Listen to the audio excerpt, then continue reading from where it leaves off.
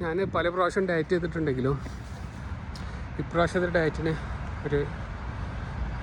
ഒരിതുണ്ട്. വേറെ ഒന്നുമല്ല, ബാക്കിയൊക്കെ നമ്മൾ ഷോർട്ട് കട്ട് വെച്ചിട്ടും അതുപോലെ തന്നെ പെട്ടെന്ന് റിസൾട്ട് വേണം വെച്ചിട്ട് വർക്കൗട്ടും കാര്യങ്ങളും ഡയറ്റൊക്കെ ആയിരുന്നു ചെയ്തിരുന്നത്. ഇപ്രാവശ്യം അങ്ങനെയല്ല. ഞാനൊരു 180 ഡേയ്സാണ് ടാർഗറ്റ് ചെയ്തിട്ടുള്ളത്. അതായത് 6 മാസം കൊണ്ട് 21 കിലോ.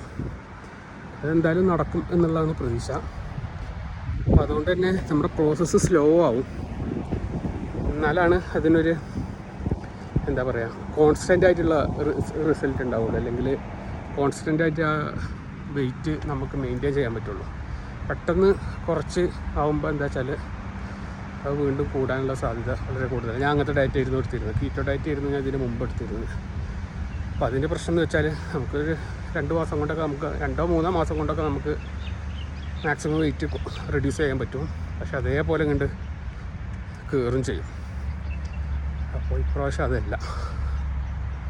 അപ്പോൾ കോൺസ്റ്റൻ്റ് ആയിട്ട് കിട്ടണമെങ്കിൽ, അല്ലെങ്കിൽ സ്റ്റാറ്റിക് ആയിട്ട് കിട്ടണമെങ്കിൽ നമ്മൾ ടൈം എടുത്തിട്ട് ചെയ്യണം. മറ്റേ ദൃശ്യ സിനിമയിൽ പറഞ്ഞ പോലെ സമയമെടുക്കും. എന്നാലും കുഴപ്പമില്ല, ക്ഷമ വേണം, സമയമെടുക്കും.